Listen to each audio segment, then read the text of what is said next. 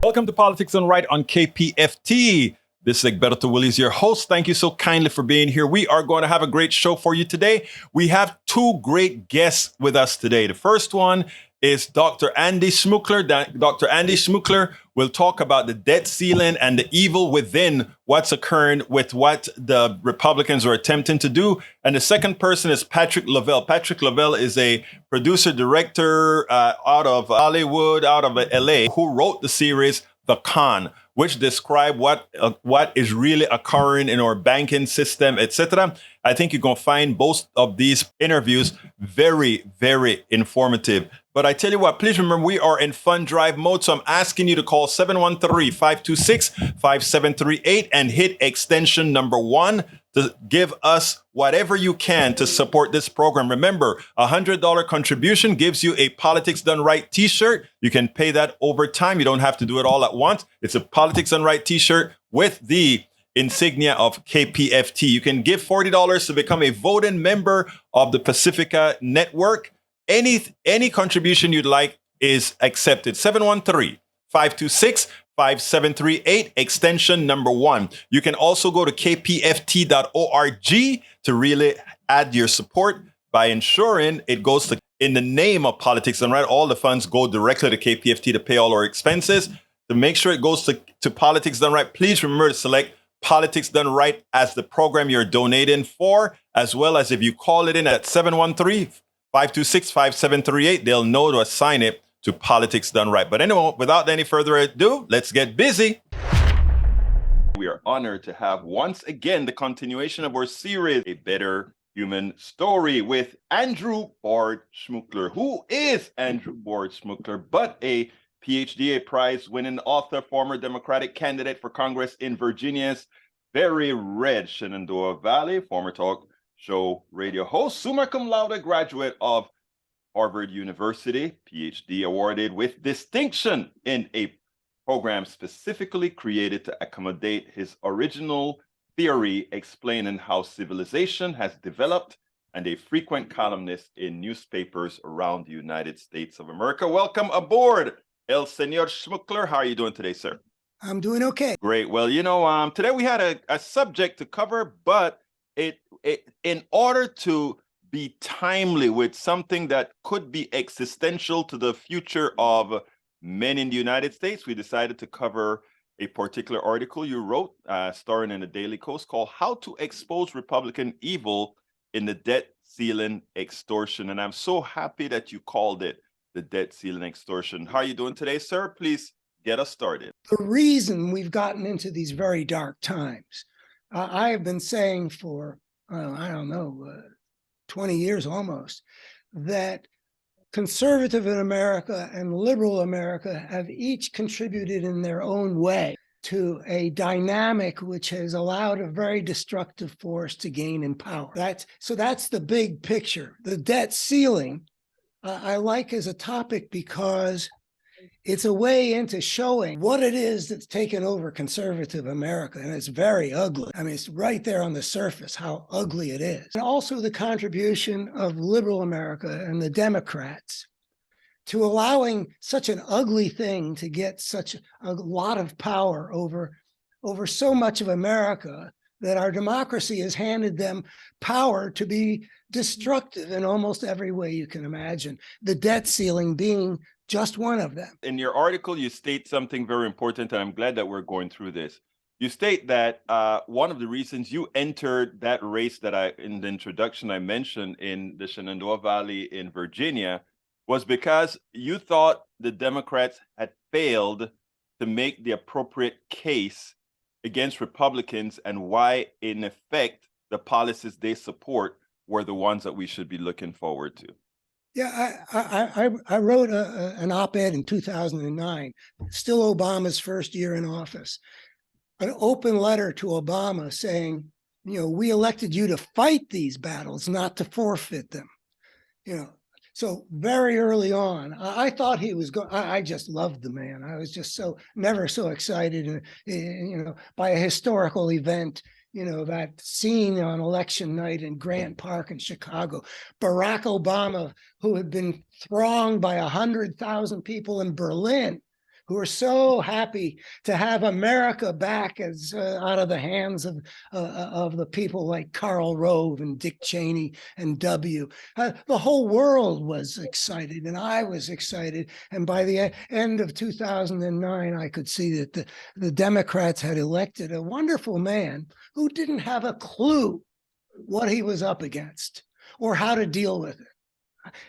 So disappointing, so bewildering. I mean, any 11-year-old boy on the playground would know not to deal with what the Republicans were sending his way in such an appeasing fashion. So the Democrats have had a problem, and I say, Obama epitomized it, but we can go back to the rise of Rush Limbaugh and Newt Gingrich. The Democrats have failed to see what they're up against and failed to confront it appropriately. So in 2011, the Republicans pulled this same extortion stunt, and I was a candidate for Congress at that time. So I mean, I had taken that, as you said, I had done that because I decided I can't wait for the Democrats to say what I want to have said. So let me grab this platform. The guy had run unopposed in 2010. Grab this platform, and then I can say to the part of the world I'll have access to, Virginia's 6th district, from Lynchburg to Roanoke, up to just short of Winchester. I can talk to them about the ways that I wanted the Democrats to be doing. And so what I did. Wait 1 minute, because here I want to give you some kudos right there, because you claim that you did that for your District 6 in Virginia. I remember well when you got up and gave that speech, and that speech on Daily Kos and other places, it was like, where have Democrats been? Ones who were willing to take the bull by both horns, which is what you did in that one speech, and you continue to do as you were campaigning throughout Virginia. Yeah, thank you for bringing that back in.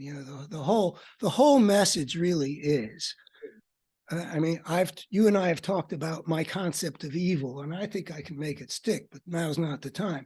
But it is about evil.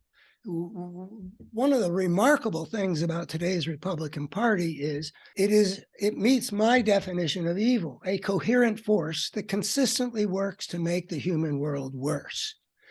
The debt ceiling obviously makes the human world worse, even if the threat isn't carried out, and certainly if the threat is carried out.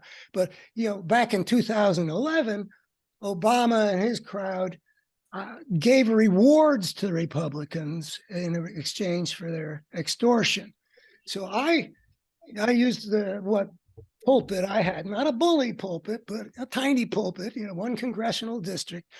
I got up there and said, really what the Republicans are saying is they're holding a gun to America's head, the gun being the consequences if we default on it. Everybody agrees that catastrophe. Holding a gun to America's head and saying, if you don't give me what I'm demanding, I'll blow America's head off. I mean, that really is essentially what they were saying and what they're saying today. And you got to put it in that language to get to the people to recognize, look at what you're dealing with here. What would we think of a guy who held a gun to a kid's head and said something like that? I'll blow the kid's head off if you don't meet my demands. In addition to the evil, the palpable evil of being willing to inflict the degree of disruption and unemployment and suffering, not just in the United States, but they say in the whole world. It would be the whole world, yes. To do that, to be willing to do that, that's evil. But then to do that in order to get what you cannot legitimately achieve, it is not legitimate to coerce the other players on the stage into doing everything your way. If you believe in democracy, you get the right to get your way by persuading the people to give you the power to do it. That's the only legitimate way to do it. Extortion is not legitimate. So both in their means and in their goals, they have shown themselves to be evils They are battering away at democracy, which says you don't get the Democrats to give you what you want by threatening to hurt the nation. You got to work out a deal with them, or you got to let them do what they can do, whatever. That's playing by the rules. And breaking the rules is setting us on a path that we have seen throughout history. I mean, if power isn't going to be given from the people are going to be victimized by the power. So now, interesting. It's a matter of seeing evil and denouncing it. And the Democrats, at least, are not yielding this time. And that is a big step forward. I don't think that the Democrats are going to cave. Some people on daily costs do. I don't think so. I think that they are. I think that Biden's going to save the day at the end. But in the meanwhile, they should be helping the American people understand what it is. And you got to be able to denounce things in the proper tone and the proper terms so that people can see this evil that's right out there in front of us and that most people still don't really see. You know, I think they're going to try to hold firm, as you said, but I have a problem with them playing around the game right now. I think it is as Robert Reich has printed several days ago. It is time for President Biden to simply say, going forward, there will be no debt limit debate because of the 14th Amendment. We are responsible for our debts, period. Take it to the Supreme Court if you'd like. If the Supreme Court rules against you, again, you know, that would be the quagmire that we're in, but I would dare the Supreme Court to do so. I agree with you entirely about that. In fact, that was my position, and it's been my position still. But the thing is, the job, the political job that needs to be done, in a sense, job number one, I think, is to get a substantial majority of the American people to see the Republican Party for what it is. I agree. So yeah, I actually have been predicting. I think that but I think that that it is smart for Biden not to say, you know, this is what I'm going to do, or just to do it. You know, he just made a move, by the way. He said, "No, I'm not yet there." Or I'm not there yet. I saw the interview. Yeah. His interview. Yeah. So that's a step away from where he used to be. So I think it's smart to let they can know in their head that we're not going to go over the cliff. They know that he's going to do it. That's what I believe. I don't have any inside information, but in the meanwhile, this whole drama should be allowed to unfold in whatever way will best educate the American people. If Biden just steps forward and says, I'm going to unilaterally, overturn this debt ceiling law, make some argument about the Constitution, how many people are going to understand when the Republicans say, oh, this is a dictator or a tyrant, he's got no right to do this, and all that kind of garbage we would hear, and we will hear. Prepare the way for people to understand he's rescuing the country. He's not betraying it. This is what is required. And I was interested to see that in today's New York Times, Lawrence Tribe, who in 2011 argued against the 14th Amendment route, now he says he's changed his mind, that what's important here is not how you interpret some words in the 14th Amendment. What's important here is saving the country. Absolutely so. There's no doubt about it. But here's the issue now with respect to Democrats, Biden, etc. I think there's such a poor job being done. I want you to humor me for a few things here real quickly. Here in Texas, we're going through hell. They're trying to take over the largest county in Texas is Harris County. Yeah, I know about that. It's disgraceful.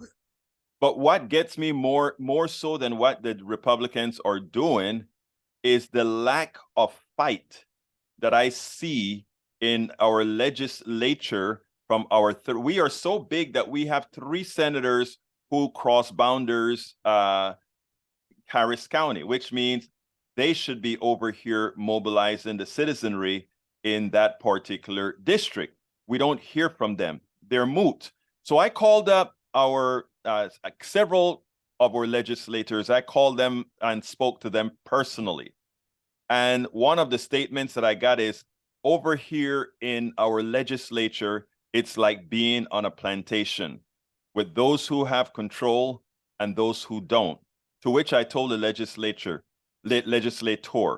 so why aren't you activating the base? Why aren't you flying back to Houston and getting a posse together and let them know that even if they win the vote, the masses of people that are against it. So I take homage to what you had to say about jumping into that election in, I think it was 2011, I believe. 2011, I mean, 2012 was the actual election. The date, but I ran for 2 years. 2011, yeah. Right. To kind of put some fire under the Democrats' belly, because as it stands right now, not many of the politicians proper are screaming. We have the activists like yourself and what we're doing here that are trying to raise the awareness of the American people, but I don't see that fire from the elected officials. Well, you know, I mean, I mean, the Democrats have been making progress in these directions. You know, I used to be feeding ideas into the Democratic. I have somebody who likes to get my ideas, and I won't say any name, but if I did, we don't say names here. We respect their privacy. Yeah, people would recognize it and say, yeah, that's a good voice. But you know, I used to send them a lot of stuff because the Democrats were falling so far short of speaking of. But you know, when you got a let's get together in a friendly way guy like Joe Biden standing up there and warning the electorate before the 2022 election that the MAGA Republicans represent a threat to American democracy. That was everybody says it did have a positive effect. It awakened a certain amount, but you know, that's a big move. I mean, Obama, Biden, they're people who aren't big on perceiving evil and denouncing it. They're too damn civil, yeah. Yeah, you know, like I think that Obama came into office, he wanted to be a transformational president. You know, like we had FDR then, and we're going to have Obama now, and you know, he didn't even come close to that, and the reason is he didn't understand that he had to defeat something that was continually treating him as an enemy. I mean, we know that the Republicans, even before he took office, they were determined to make him look as bad as possible, to give him no successes. His way of dealing with that, you know, you got to be able to see, and liberal America as an expression of liberal culture. And liberal culture has certain things in its worldview which interfere with seeing certain kinds of reality. And that one of those realities is evil. You talk to liberal audiences about evil or even just about morality, and you hear things which indicate they don't really think this is real stuff entirely. You know, I completely agree with you. Now, I wonder sometimes what's the genesis of this. And when I get into my deeper thoughts, I wonder how much of it is that and I know you don't particularly like this particular phraseology, but the neoliberal sect of the party is some of the most, you know, it's likely the most damaging part, because while they share certain policies with, let's say, progressives, that they would want better social services for our kinfolks, they would want to give a more humane treatment to the underdogs, to those without. Yeah, I'll tell you, they just won't confront that the capitalist nature portion of the party, and not only our party, but the Republican Party, they don't have any use for that. So I think you're proposing that what matters is where people are in the progressive to liberal. Let me suggest that the question that differentiates things is how much capacity for moral outrage do people have? So some people will look at something and they don't approve of it, but there's a difference between not approving or not agreeing. It may correlate with progressives versus liberals. I mean, how ready are you to come Professor to or doctor, let me interrupt you for a second, because I don't want to, I want to give a concrete example and then ask you to kind of expand on, make the point. During the, and this is important, during the healthcare debate, we finally decided that, okay, we were going to accept a public option to a care system because we understood the pain that the private sector would have inflicted, even with Obamacare, for the prices of insurance, et cetera. So we wanted a backstop, which would have been the public option that allowed Americans to see what insurance without a profit base looks like. And it was, I think, 3 or 4 Democrats who stopped that from occurring. And again, that, we can't put any of the blame on that particular evil on Republicans, because we know that that's their evil. We know that that's what they don't care about folks' health care. We know that because they prove it here in Texas and elsewhere. But Democrats had the option. 4 of them decided to, or 4 or more, a few more, decided to can that option that gave people that kind of choice.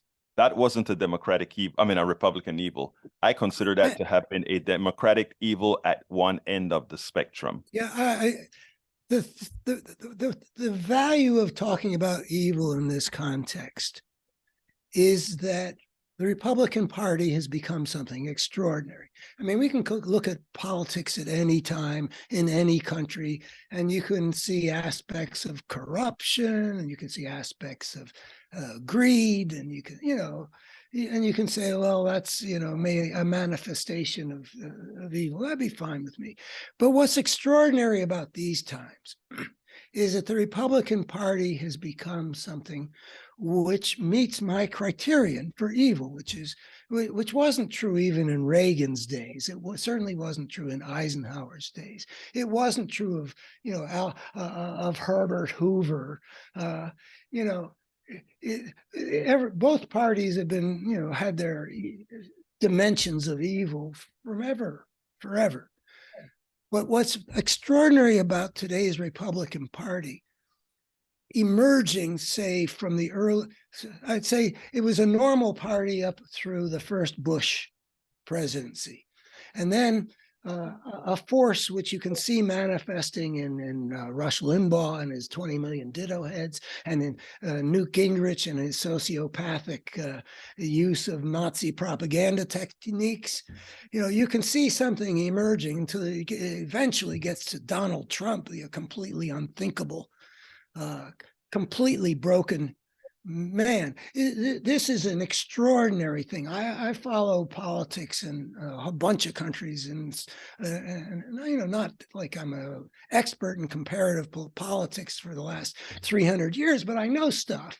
And I don't know of any political party except for the Nazi party in Germany that you could point to as being so much a coherent force that consistently works to make the human world worse, which is my definition of evil. That's what's extraordinary about this moment.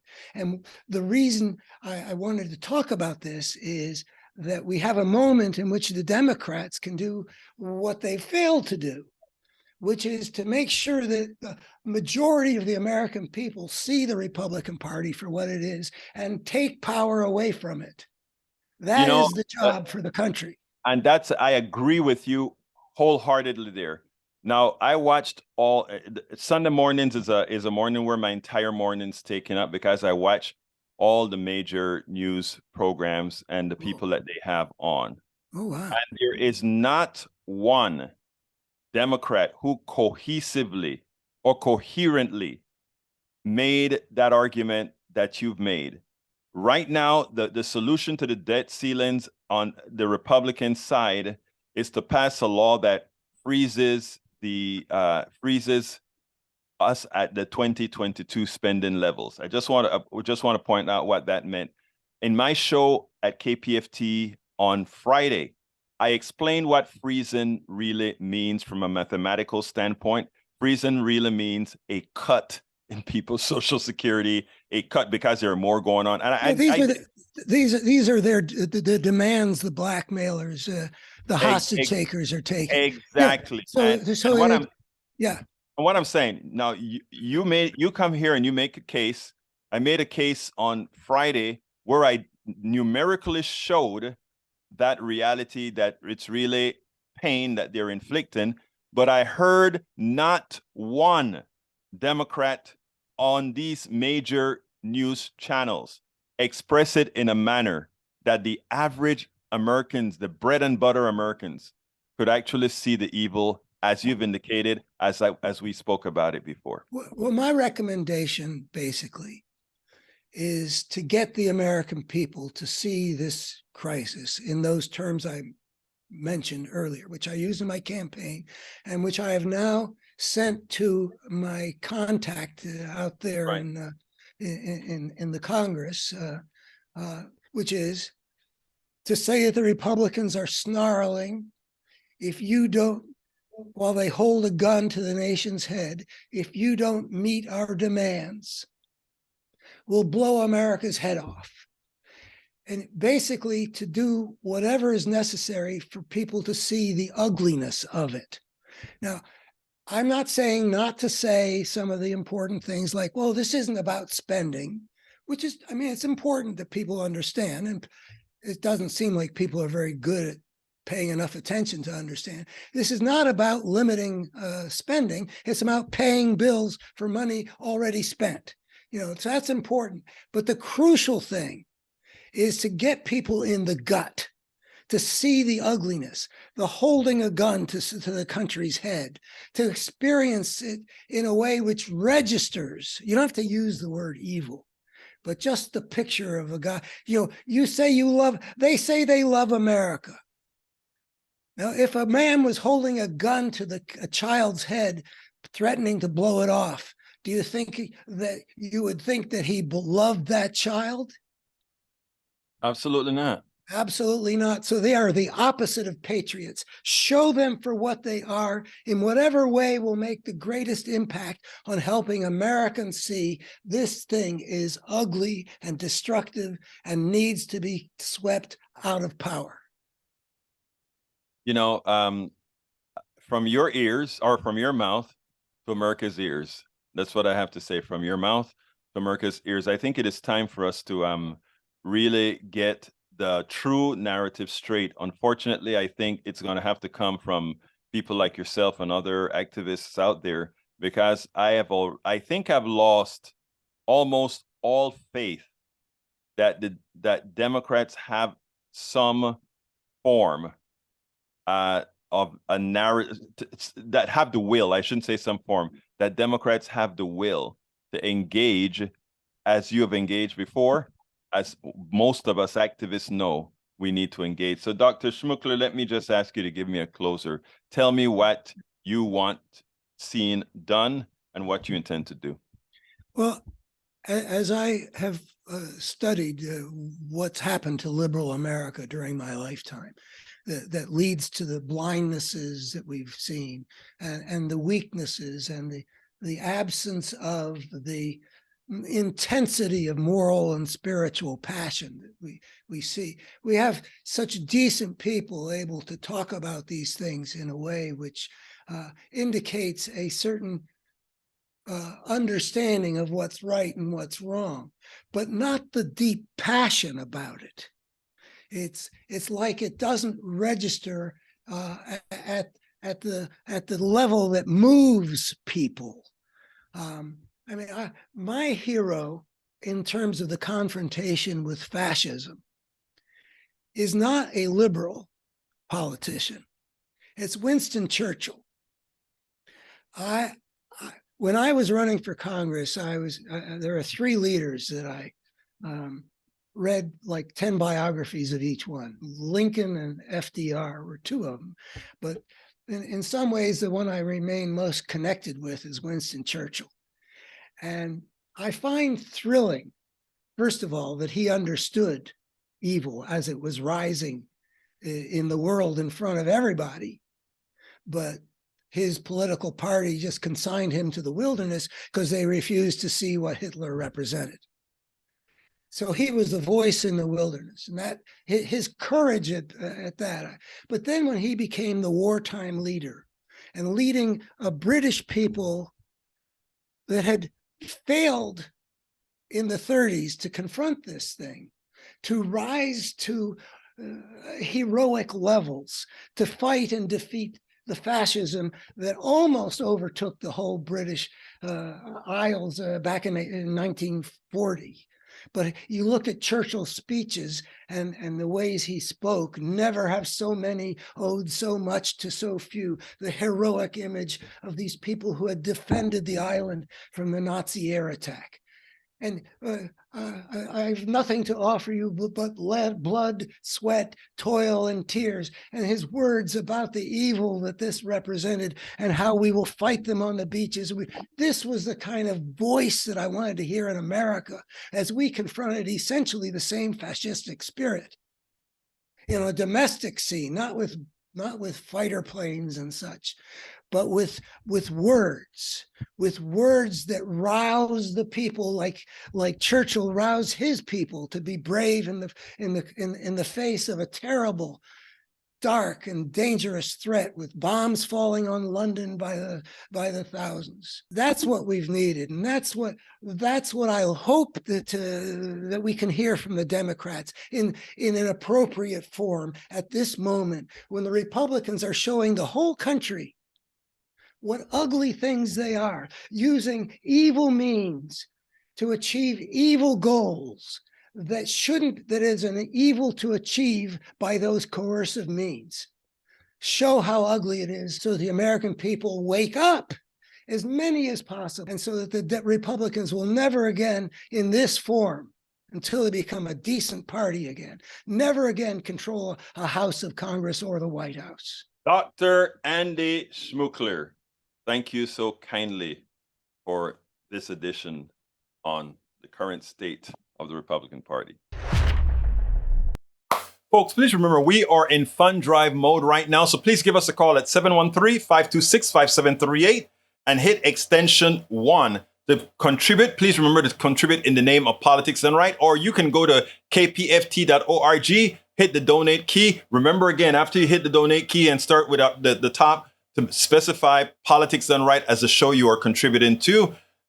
$100 for a t-shirt with the KPFT logo on it, as well as, I tell you what, I have a new offer, $250, and I will buy you coffee. We'll go out to have a coffee, $250. Give us a call, 713-526-5738, or extension number 1, or go to kpft.org, hit the donate button. Be sure to select Politics Done Right. Welcome to a new edition, a new series here on Politics Done Right, The Con, featuring Patrick Lovell. Let me tell you, he is the producer of The Con. We are going to be exploring the crash of 2008 and beyond. What is our fraudulent economic system? So let's go ahead and get started. First of all, welcome to Politics Done Right, Senor Patrick. How are you doing today? I'm well, and I'm a fan, Egberto. I appreciate you. I appreciate your efforts, and I appreciate your passion and commitment to, getting as much information and education and clarity to a population desperately in need of it. Well, I think that's what we all do in this space, Patrick. I want to take no undue credit. I learned a lot from a lot of your work in the con that you went ahead and presented. So I was just honored that we could come together and say we're going to offer a multi-part series to try to inform Americans as to this system that many believe is the only system possible but at the same time, it has defrauded many. So why don't you introduce a little bit about where the con came, how the con came about, and where we're going to go from here? Well, I think today is as important as any day, considering the disaster that took place in East Palestine, Ohio, and the train wreck and the subsequent cover-ups, and then all of the other questions that seem to be lingering regarding corporate influence, revolving door, what government response is, regulation, enforcement, all sorts of things that play into something that seemingly seems disparate from what you just introduced, but they're completely connected. Absolutely. Why is that, right? Well, we have created a system, a global system that's been evolving for some time. I know that there's a lot of sentiment and directive from a lot of what you highly focus on, as do many others. And they want to pinpoint capitalism as sort of the construct that we should be concerned with. I tend to take it from this perspective. Over the course of the last 40 years, we've created basically a neoliberal structure that has led to a predatory capitalism that is based on speculation. Now, when you unpack that statement, you actually have to understand systems, you have to understand geopolitics, you have to understand policy, but more importantly, and what's missing from the state of play in the United States, and it has really, I think, for the last 2 decades, is journalistic integrity and the details of how things work. Now, as we've seen in East Palestine, Ohio, most of mainstream media has ignored this story. Now they're starting to tip their toe in it, but we in this day and age where we have so much information and we have so much misinformation or disinformation, or just a lot of different people trying to espouse different aspects of something without a whole lot of understanding of the whole, you wind up with this fragmented, very confused time period that can't see the forest for the trees. And so what I hope that we can achieve in this dialogue and what we present here is absolute clarity to present to you another framing of what I consider to be the core of everything. It's not about the isms of socialism, capitalism, communism, and the traditional ways that we think of pre-World War II, post-World War II, and all of the history that made all of those isms what they are.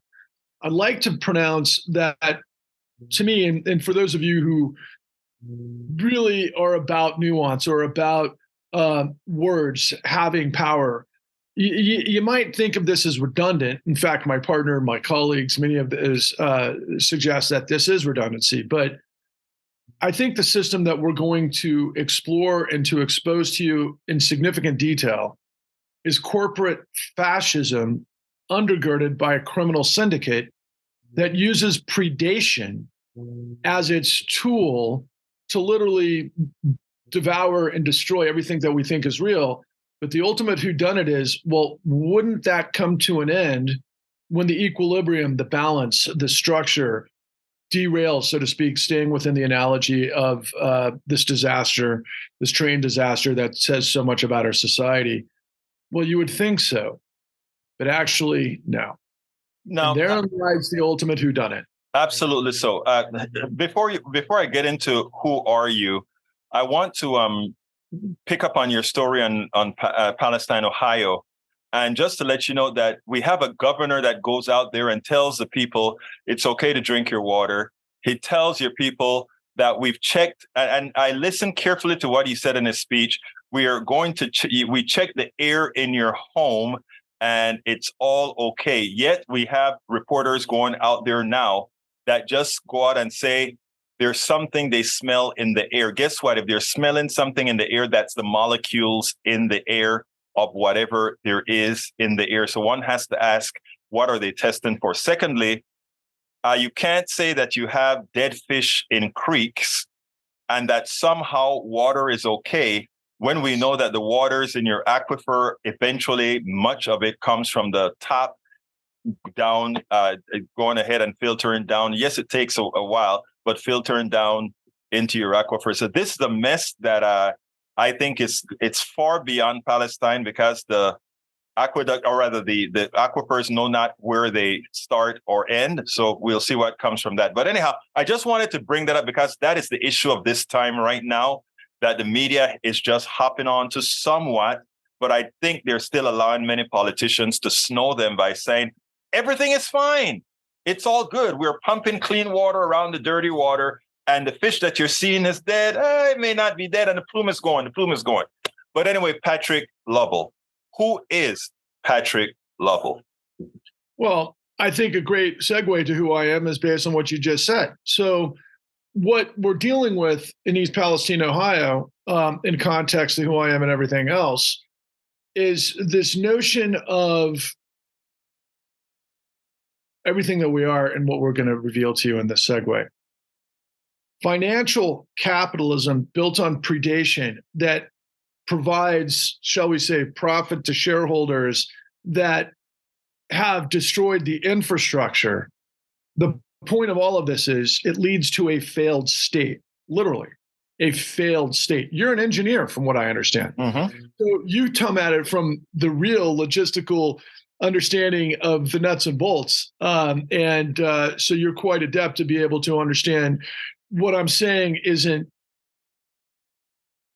hyperbole. This is a feature of the system that we've created, because where we start with this whole pattern from, and I'll answer your question, but what I learned, because I had to reconfigure my mind and everything that I understood our country to be after the 2008 great financial crisis, once I started pulling on a lot of threads, was that it led me to discover the 3 Ds, which are our reality, which is deregulation, desupervision, and decriminalization, leads to a criminal state. And so who is Patrick Lovell? Well, Patrick Lovell is originally from Texas, just like where you're located. I was born in Austin. I grew up in Houston. My family, both my grandfather and my dad, were both oil and gas men. And I understand Houston as an industry city. I understood as I grew up, ultimately, the, shall we say, triangulation and the synergy between finance and ultimately what we saw between the oil industrial complex. And then, many years later, a big interest by the military industrial state. Now, I always grew up really believing, particularly from a Texas sort of viewpoint, I kind of relished the power, if you will, of the city of Houston, for example. That to me was kind of like my worldview when I was growing up. But ultimately, my dad got downsized during the 80s mergers and acquisitions era that was brought in by a lot of things that were happening in the S&L era. Savings and loans debacle, yeah. Which many people in Texas will remember, of course. But that was also tied to the Michael Milken era of junk bonds. Mm-hmm. And ultimately what might be during this era's first phase of predation. And so as I grew and I ended up moving out west, and I ended up, the lifestyle in the mountains and a lot of other things gave me a different sort of perspective. I started to have a bit of a different sort of end all be all in terms of ecosystems and equilibrium and things that are maybe less important than absolute my personal interest, so to speak, right? It's like cause consequence, balance of power, separation of power. All of those things were something that was important to me because that's what I studied in college. But ultimately, I ended up becoming a producer in Hollywood. I worked for some of the biggest studios that exist. And then I became independent. And ultimately, because of what took place in the 2008 great financial crisis, I was always aware, Egberto, of how the world operated. I always was involved. I was never a sideline kind of guy. But I ultimately became an investigative journalist. And let me tell you, my life changed forever because that takes a lot of effort, time, commitment, resources, and it also takes a lot of patience. And as a result of that, we're now talking about this project that took us years to aggregate. Now, the con, tell us a little bit about the con and what we're going to be presenting. So in 2008, ultimately, as you may recall, we had a global economic crisis where literally the global machine was in a free fall. And it had become completely, it was the gears of the machine had completely come to a standstill. And it was during this transition between then President Bush, who created a whole lot of problems, that ultimately many of us thought we were going to be cleaning up with then incoming president who rode the populist wave of change we could believe in, which was a bit of a platitude because you never really defined exactly what that change was. Although right. We flip-flopped on a lot of things, but ultimately there was a lot of hope from people like me for somebody like Obama, because I happened to be going through, I was a successful producer at the time. I was working on a television show, ironically, giving away houses all over the country. And then all of a sudden the world went upside down overnight. And I was into my first home with my young family, and things weren't adding up based on this experience. Now, the foreclosure process didn't hit Texas nearly as hard as it hit a lot of places around the country. It started in a significant way in the industrial Midwest, which we called the Rust Belt affectionately. And then it hit the Sun States and the Sand States. It hit Florida, it hit Nevada, it hit Arizona, it hit California. And it was just significant. And the amount of foreclosures at that time period were unbelievable. And ironically, like I said, I was on a television show giving away houses around the country that ironically and unbeknownst to me was tied to this machine that was sinking rapidly. For example, we had executive producers that were out of the Seattle area that were big time commercial and residential developers flying around on G5s one day. And the next day they were literally bankrupt. And I couldn't believe my eyes, because we're talking people that we thought were billionaires, bankrupt overnight. And we're like, well, what the hell is that? Next thing I know, here comes this cataclysmic economic tidal wave that takes me out of a six-figure job. And I was living in a nice home at the time, pretty big spend. I thought I could manage my stuff appropriately, but I would consider it the American Dream 101 at the time. But the next thing I know, I'm in this catastrophic like whitewash, and nothing made sense. And I started being involved with servicers and foreclosure mills and all of these different things that I didn't understand, because I literally thought that when you got a loan from a bank like millions of other people, and you paid off your mortgage to a bank like the previous generations, and then eventually you have a mortgage burning party to where you own your home, and then you move on, or at some point you sell it and it gains equity, or you have equity, but it gains value because it appreciated in value for you got a capital gain. Yeah, right. But instead, everything just went kablam, especially in the Western states, like I said, and in the Sand States. And I started asking questions. One thing led to another, because I am an entrepreneur. I was able to put together the funding with someone who decided to start asking the questions with me. And I'll never forget when they asked, well, if you can figure out how we went from of, by, and for the people to of, by, and for the corporation, I'm in. And from that point forward, it was like I had to recontextualize my entire mind. I had to re-engineer my understanding of how I thought things work. But ultimately, the biggest whodunit for me was, wait a second, is the law the law? And as it turns out, not remotely. Well, we are going to cut into a couple of snippets from some of the great work you did on the con, so people can get a flavor of some of the things that we're doing here. So take a look at this.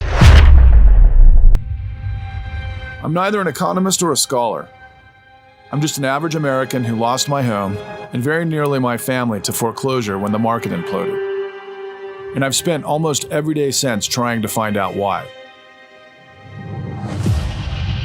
Once the dust settled, it quickly became clear that my story was no different than millions of other Americans. We all thought that we were alone. We all thought that we'd failed. But none of us really knew why. With a gun in her hand, Addie Polk apparently shot herself in the chest as deputies were knocking on her door with eviction papers in hand. This dramatic increase in mortgage fraud cases was the canary in the mine. It was the warning. This was money chasing people. This was not somebody looking for a loan. It was all designed to maximize profits for all of the different players.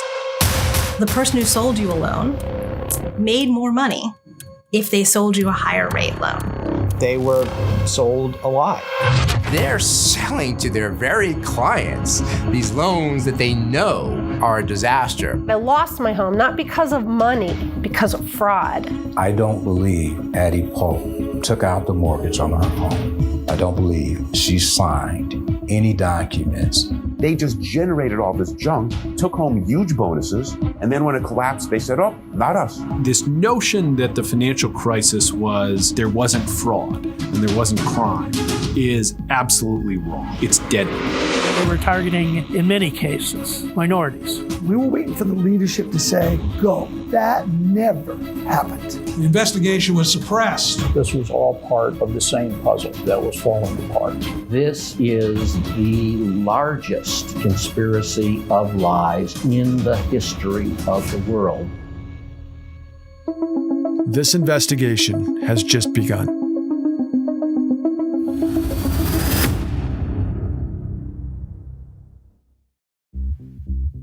I mean, it was just 2008, 2010, where there were entire streets that had foreclosure signs. You had millions of people asking for help on their loans to companies that had no interest in helping them. We were being lied to. City mortgage employees continually lied to us over the phone. When I asked them specific questions, they would never answer the questions. My husband had a spinal cord injury, rendering him paralyzed. So Wells Fargo offered us a loan modification. They didn't return phone calls. They provided me misinformation. People were being paid to lie to us, paid to disappear, and they never had any intention of helping us.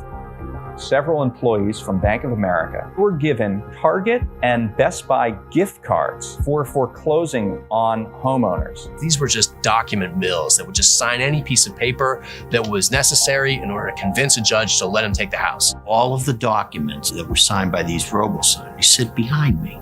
It's 39,000 of them, and they're all fraudulent. These banks, they were a front. They were a front for a criminal enterprise. Our whole regulatory system was a failure when it came to this issue.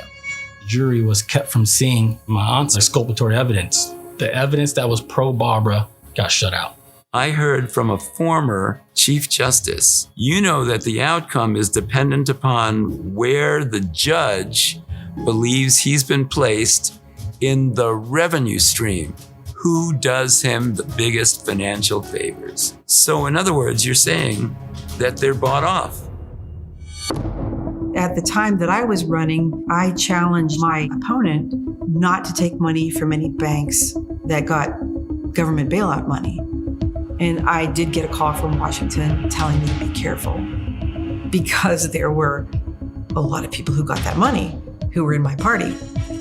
Where people can get away with stuff, they will. And the best place to get away with stuff is have a big corporation that's traded on the stock exchange that gives a lot of money to lobbyists and politicians and make it so complicated that nobody can ever figure out what the you did. And you win. If there is an alarm to be sounded in the aftermath of 2008, it is when you have too much wealth and too few hands, the rule of law begins to collapse. All the Americans who are still out of work, got low wages, huge student debts, underwater homes. All these problems are a direct result of the financial crash. The failure to rescue the American working and middle class in the Great Recession, that has set us on the trajectory to where we find ourselves today. It's a fight between Main Street and Wall Street, between the big banks and real people. I'm not supposed to win. Borrower's not supposed to win. That is this game, is if you've got the money, you can make the law or you can buy the law. No individual faced any accountability for any of this. I have a new definition for the perfect crime. Perfect crime is a crime that involves everybody. Do you know what the American people would do if those leaders of those banks were indicted? It would send a message loud and clear that the game's over. And we let them off the hook. We let them off the hook. The only way it's going to change is the same way it was affected, which was millions of people have finally had it.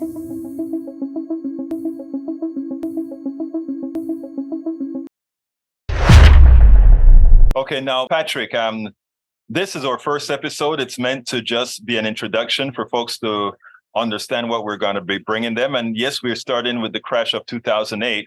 But not in as much as many believe that things would have changed, that some form of Glass-Steagall would have been corrected, and somehow we were going to get out of the realm of leverage buying and credit default swaps that go to hell and derivatives that destroy. It's right back where we were. And I think later on in this series, you're going to point out that in a lot of instances, it's actually worse. Well, you asked the most pressing question, and when I came into contact with you, when you were quoting Bernie Sanders saying that Wall Street's business model is fraud. Mm-hmm. It is. And there's a way it works. You can't wave a magic wand and say fraud is one thing. You got to deconstruct it like a murder mystery because it murdered common sense, the law, and the American dream. It's the coup, that's what you call it, the coup d'etat. And now we're having the coup d'etat. And it never ended. And like you said, it's worse. If you just look at the numbers, I think we were up to, and let's put this into perspective real quick so your viewers, hopefully, their jaw can fall agape. So recently, Sam Bankman-Fried and the FTX debacle has been on display. I think at the highest level, it was somewhere in the middle of a $9 billion hole in the spread in the balance sheets. What we're talking about here, folks, is somewhere in 2006 between $600 and $800 trillion that destroyed the global economy. And as it turns out, right now, I think we're in the 1.4 quadrillion range for the same derivatives. That's beyond debt. This is just simply derivatives. You know, like I've said all of the times, these are people that don't work. They just figure out and create instruments on paper. Well, we know it's inside of a computer now, but instruments that somehow gives a semblance of building worth and building wealth, but that's not what they do. Well, for this first episode, why don't you give me a closer, Patrick? Absolutely. So after you just saw those two trailers that you can find more information at our website at www.thecon.tv. What we're going to explore is what those two trailers tease, which are the details of all of the layers of what created, and like Egberto, this was what happens in, I guess, engineering 101. You got to understand how the system works. Right. And so we're going to introduce to you from the very basics all the way through the entire symmetry of this insane system of collusion, corruption, and betrayal that has deceived everyone and has absolute control of this country. Patrick Lovell, producer of The Con, and we are going to learn about The Con, and we're going to learn about what we must do to mitigate The Con. Thank you so kindly for having been on Politics Done Right. It's my pleasure. It's my honor, and I look forward to more. Thank you, Egberto. Folks, it's not too late. Please call 713-526-5738, extension number 1. Support Politics Done Right however you can, or go to kpft.org and support Politics Done Right. Remember, in each of these cases, let it be known that you are supporting Politics Done Right with your contribution.